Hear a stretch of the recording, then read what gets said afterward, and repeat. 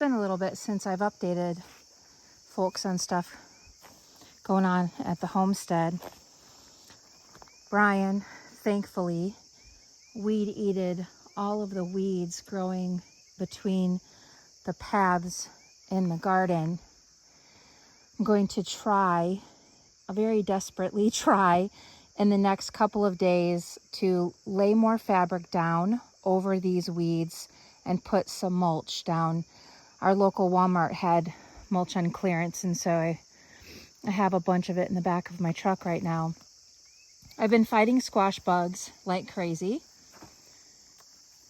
They are really trying to do a number on the pumpkins. The pumpkin is fighting back, though. I think it's a bit late. The pumpkins are growing a bit late, but maybe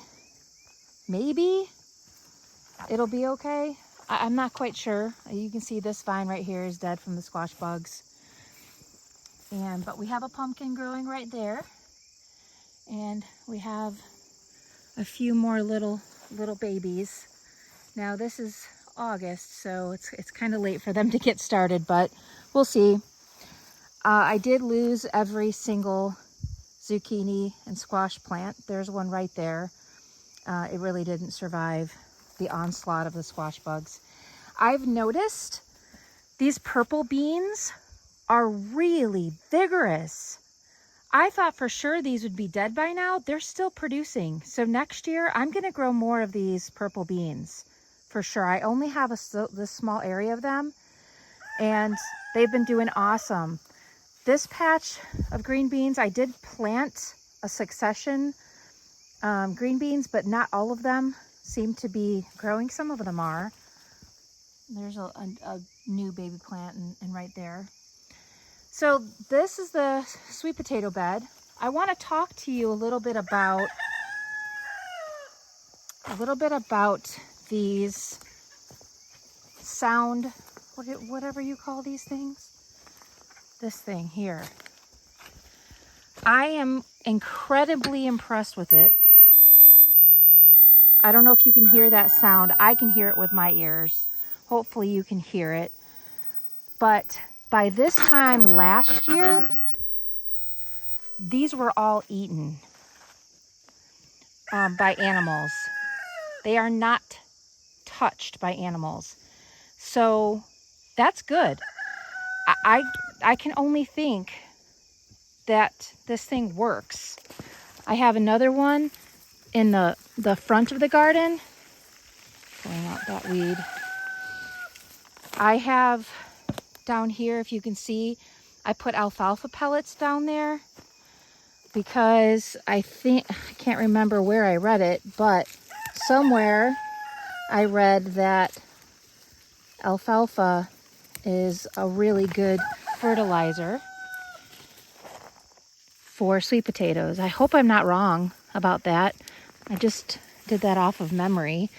So I threw some in here, and then it rained a day or so later, which that's great. These potatoes are doing meh. Some of them have died. I don't really know what that means when they like completely die. Like, are there potatoes under there? I don't know. I just don't want to dig into them yet until these ones die back, and then I'll dig into them. The tomatoes, I still have a blight problem.